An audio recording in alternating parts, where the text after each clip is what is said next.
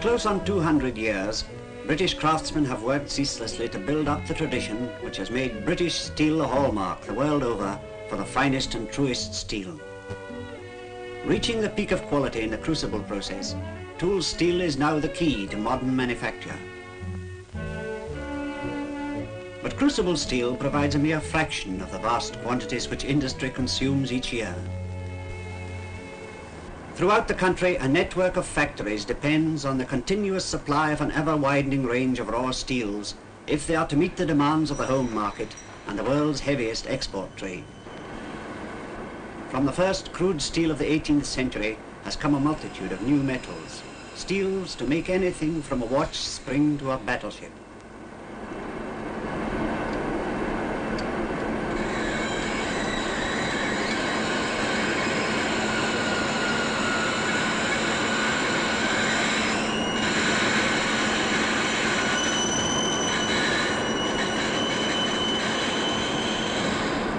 High standards set by the engineer of today has created countless new steel research laboratories staffed by leading specialists. Intricate instruments have been devised for testing and measuring, leaving nothing to chance. Safety margins are always ascertained and provided by testing a sample of each new alloy to destruction point. Still other instruments have been invented for measuring in terms of parts of a millionth of an hardness, dimensions and contours of finished steel products. But a finish of such high precision is only possible with fine steel, and behind it lies the story of the making of British steel.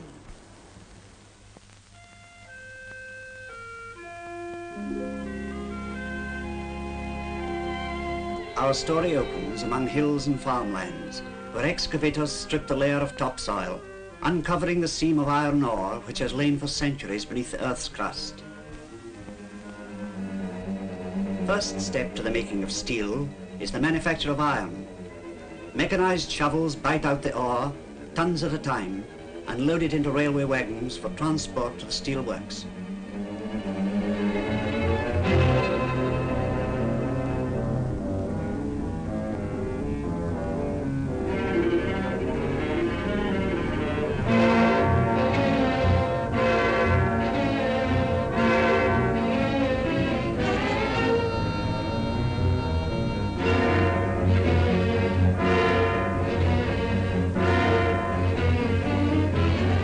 Iron ore is not solid metal, but a heavy, rock-like mineral.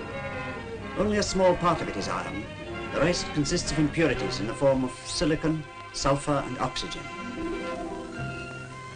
The outside of the steelworks, with its disordered tangle of towering structures, hardly indicates the inferno of noise, heat, and flame that lies within, night and day.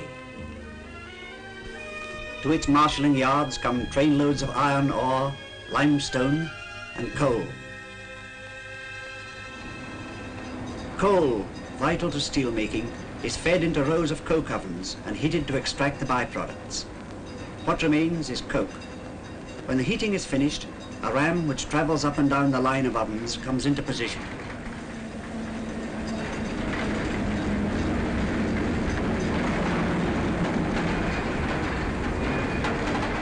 The oven door is removed and the end of the ram is set against the opening. As the ram begins to push, a flaming wall of red-hot coke emerges at the other end.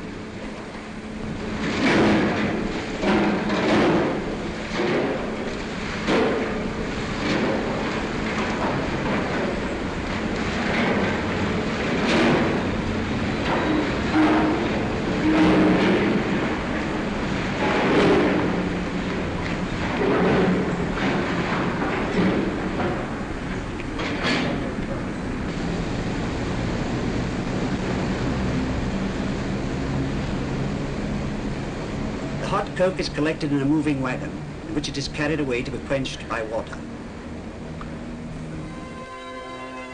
After quenching, the coke is taken on a conveyor belt from the coke ovens to the blast furnaces. Skips, or small trucks, take the coke, limestone and iron ore up to the top of the furnace, where it is mechanically fed into the blazing interior.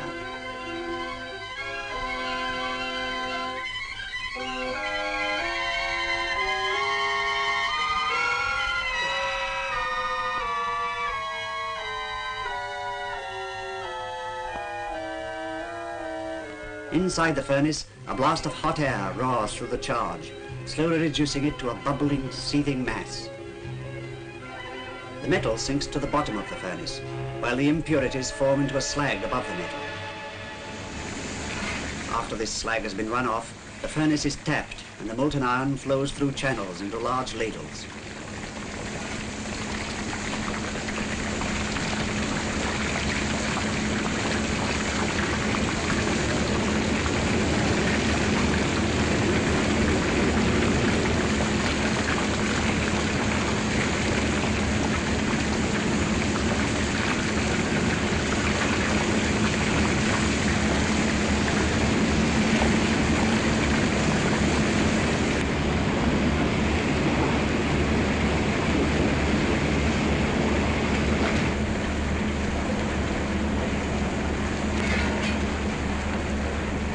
After tapping, a pneumatic gun blocks the tapping hole with a charge of fire clay.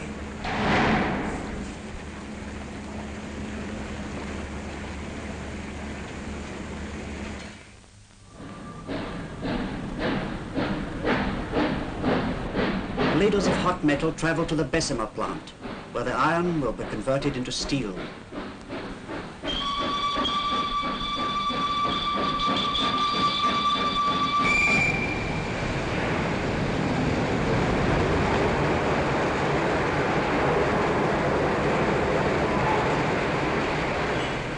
Fastest of all the methods of making high-grade steel is the Bessemer converter process. A crane brings up the ladle with its 60 tons of molten iron.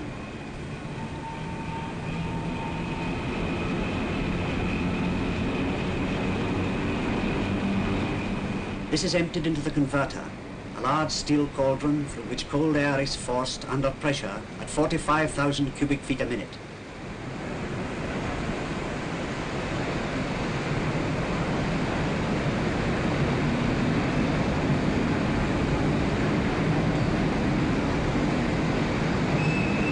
The whole process, from charging the converter to tapping, takes only 18 to 20 minutes, so timing is vital, calling for the utmost skill and speed from the Bessemer crew. Captain of the crew is the chief melter, on whose judgment the quality of the steel depends. To his experienced eye, the changing color of the flames at the mouth of the converter tells the story of the chemical changes going on inside.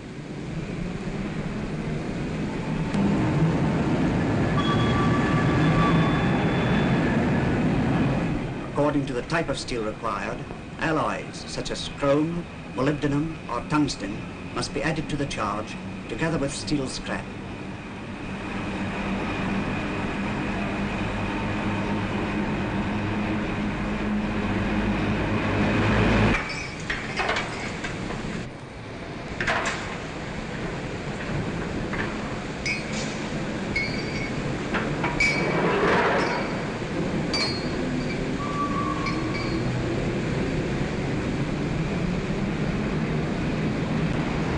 The compressed air blast is turned on again and the converter goes up for the final blow. Now every second is of importance.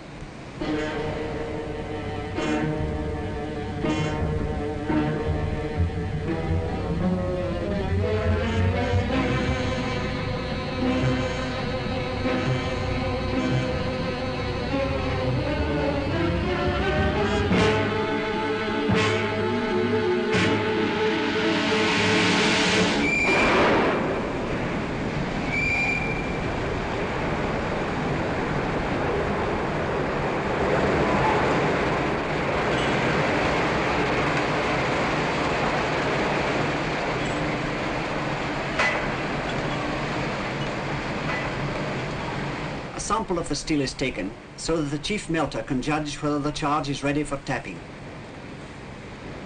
The color changes taking place in the sample ladle show that the converter holds a charge of first-class steel.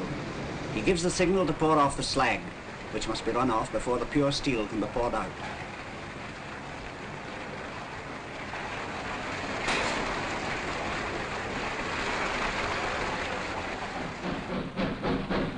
Slag ladles are taken to the disposal beds, where some of the slag will be turned into fertilizer and other byproducts.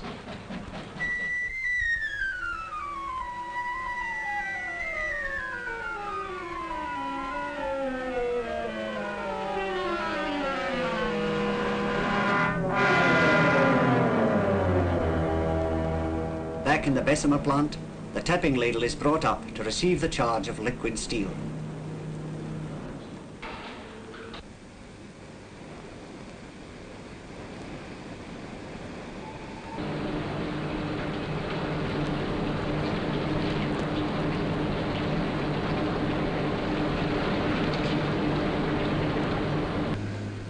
Some of Britain's finest steel is made by the electric arc process, where the melting is done by high-tension electric current flowing through carbons to the charge in the furnace.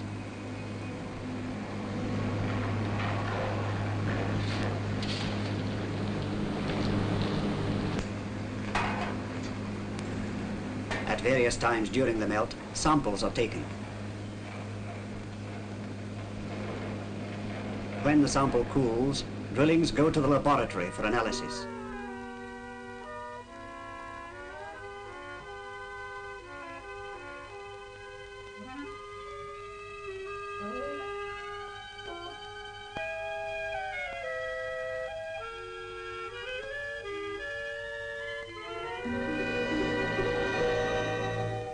Here, the knowledge of skilled scientists combines with the steelworkers' practical experience to make possible a wide variety of new alloy steels of ever greater tensile strength and quality. In a matter of minutes, a full chemical analysis of the sample is ready, and the information is passed on to the chief melter. These facts enable him to carry out any modifications necessary to bring the charge in the furnace to the exact specifications required.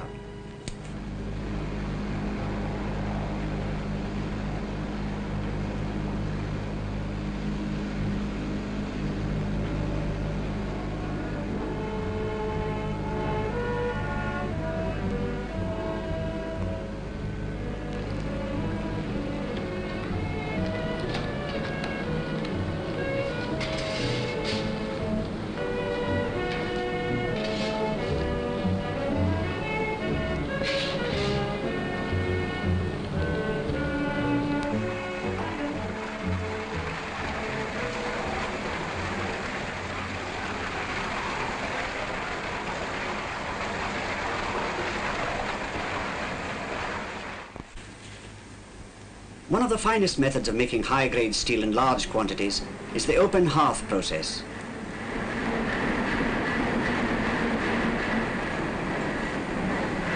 A mechanical charger runs up and down the line of furnaces, feeding each in turn with pig iron, limestone and steel scrap.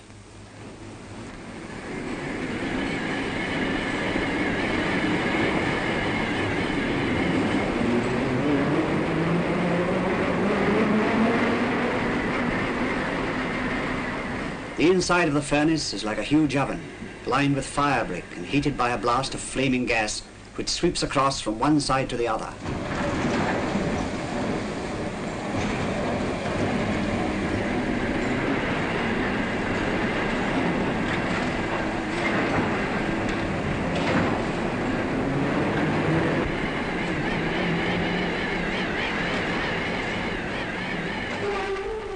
In addition to the samples which are sent to the laboratory for analysis, a strict control is kept of the temperature of the metal.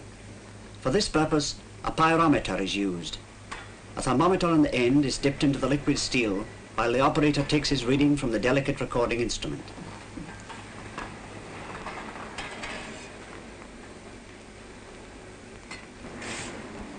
As the time for tapping the furnace draws near, final additions of alloys are made.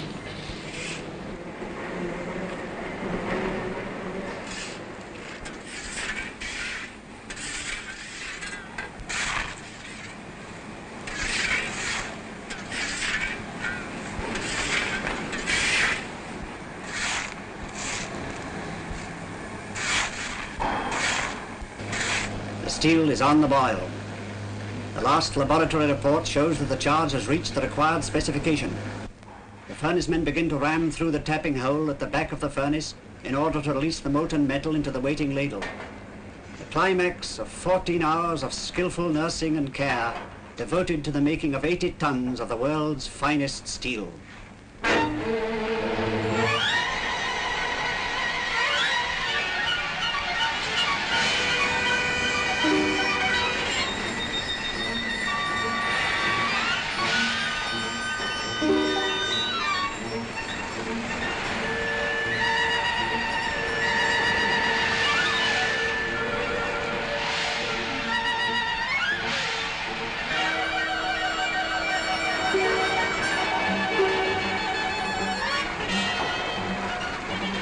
The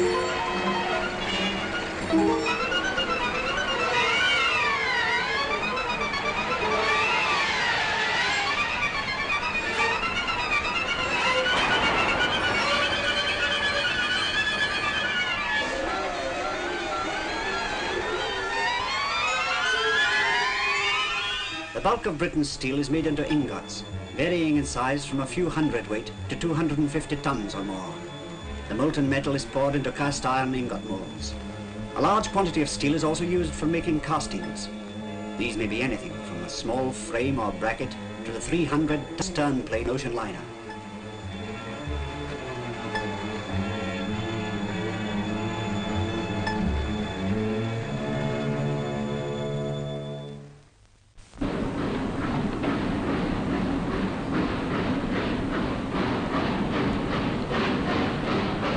As soon as the metal becomes solid, the molds containing the ingots are brought to the stripping bay where the molds are removed.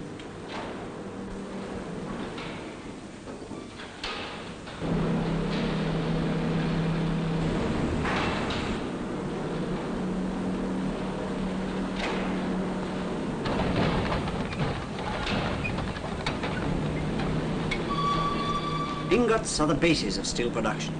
They can be rolled or forged into billets, blooms, bars, slabs, plates, rods, wheels, girders or tubes, into any of the wide range of semi-finished products which feed the world's engineering shops.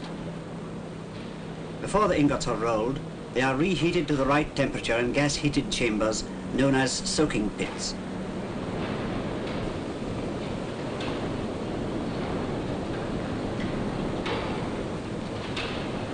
When the ingot reaches rolling heat, it is picked out of the soaking pit and placed on a chariot which carries it to the rolling mill.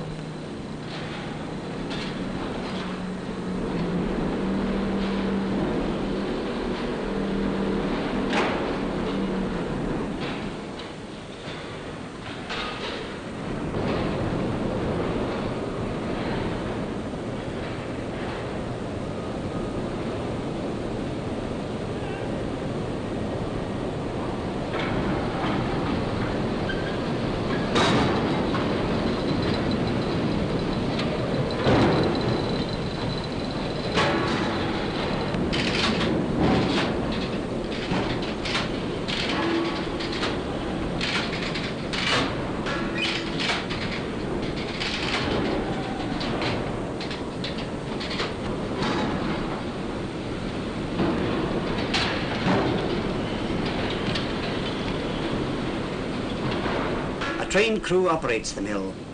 Silent and intent, almost a part of the machinery, they work the levers which control the movements of the ingot and the pressure of the rolls. Here, speed and precision depend on teamwork of the highest order. In less than 2 minutes, the 2-foot thick ingot is rolled out into a 7-inch thick bar.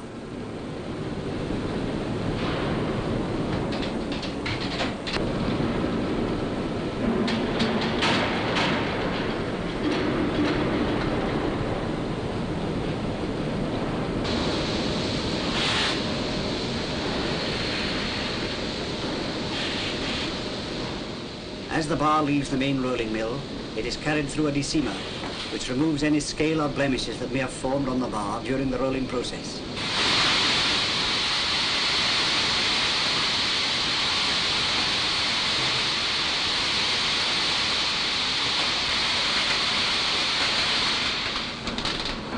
The bar now passes through a battery of finishing rolls, which further reduce its thickness to 2 or 3 inches.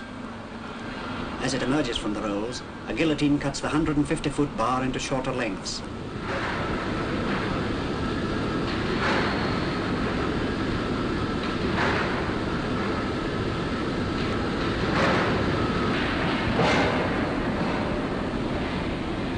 As these reach the end of the line, they are stacked on a conveyor which takes them to the final inspection bay.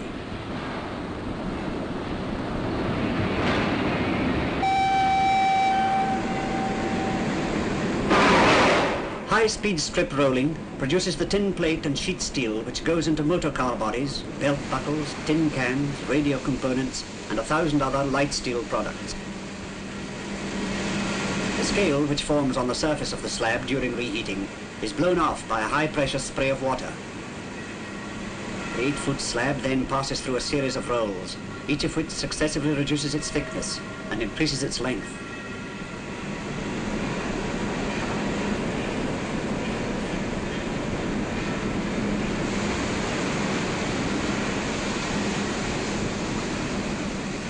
Here again, close supervision is called for, and the human element is vital.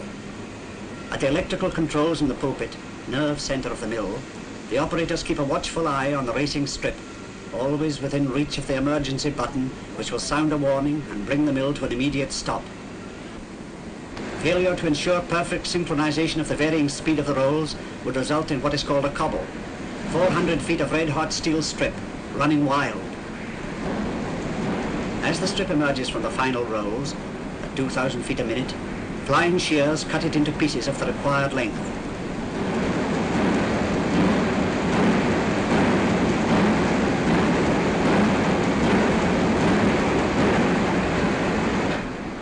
Sometimes the shears are raised, allowing the strip to be wound into continuous coils.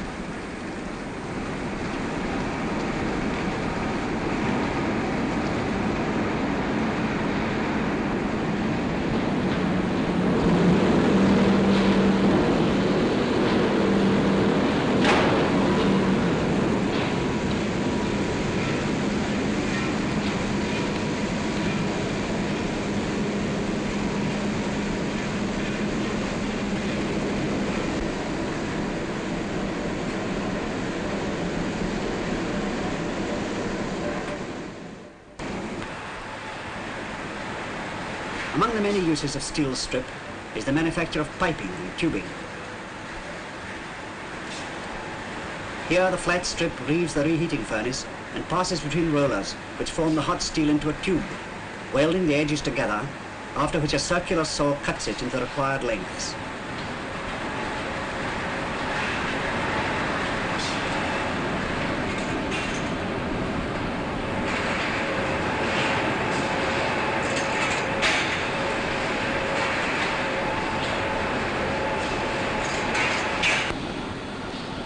To meet the demand for constructional steel, Britain supplies thousands of tons of girders, joists, rails and other sections to all parts of the globe. Pit arches for mining, jibs for cranes and derricks, beams for buildings, ships and bridges, for everything that calls for a combination of lightness and high tensile strength.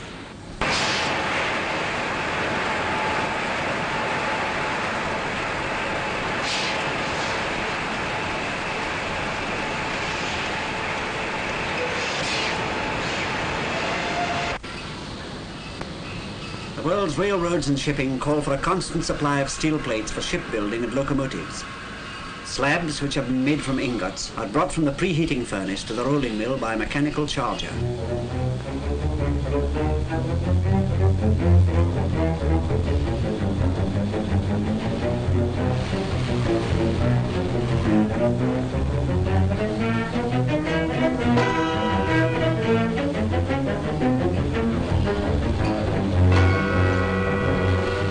An indicator shows the gauge at which the plate is being rolled, enabling the foreman and his crew to work to fine limits.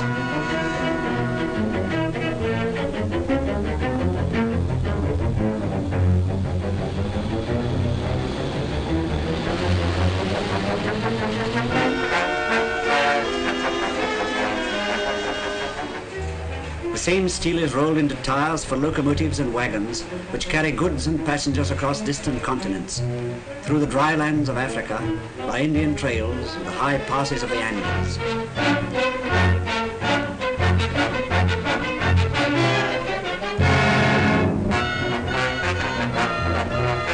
Some ingots are rolled into armor plate for tanks and battleships. The scale which forms on the surface of the slab is removed by throwing on branches of trees. As the slab passes beneath the pressure rollers, the boiling sap from the wood explodes and blows away the scale.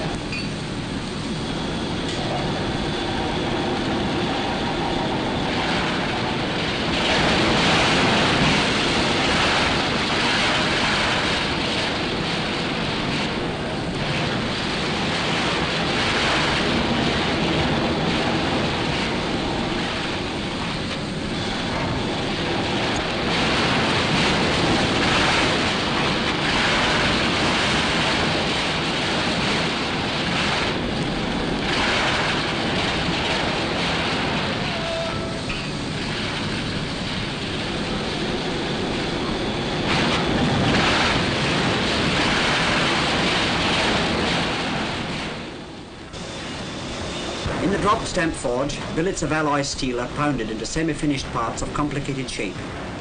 Engine components, crankshafts, valves, gears and axles, which must stand up to high working strains, are all products of the forge master's craft.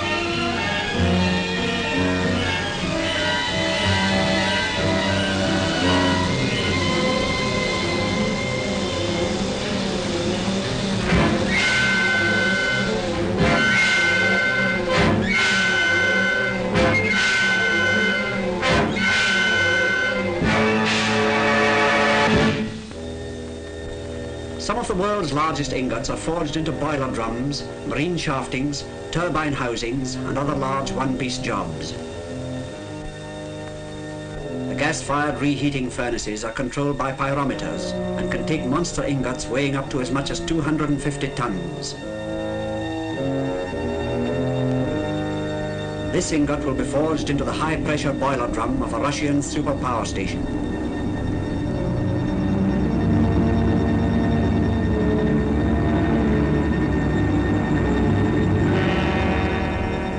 Overhead cranes take the ingot to the giant 7,000-ton press, the largest of its kind in the world, where it undergoes a series of forging operations.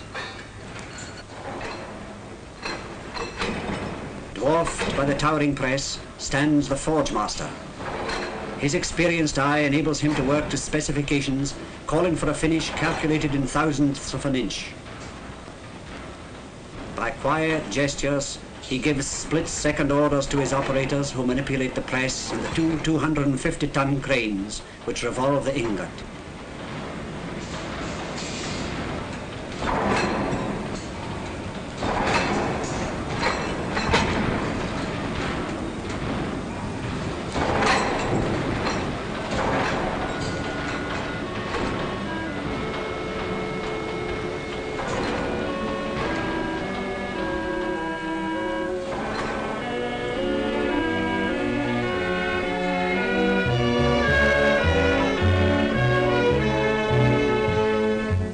Britain is proud of her steel industry. From the great record of output, quality and close understanding between workers and management has grown her name as producer of the world's finest steel. The making of this steel is something more than a skilled craft to the Jim Browns of Sheffield, the Jock MacDonalds of Clydeside and the Ben Evanses of South Wales. To them, it is part of a long tradition, worthy of the generations of craftsmen who have dedicated their lives to steel, tough as these men who make it. An inspiration to the coming generation who will carry the flaming torch of Britain's steel industry, making steel for the ships that plough the seven seas, steel for the planes that race across the skies, steel for the bridges and houses of a world at peace once more, steel for the new life of tomorrow that will reward the people of today.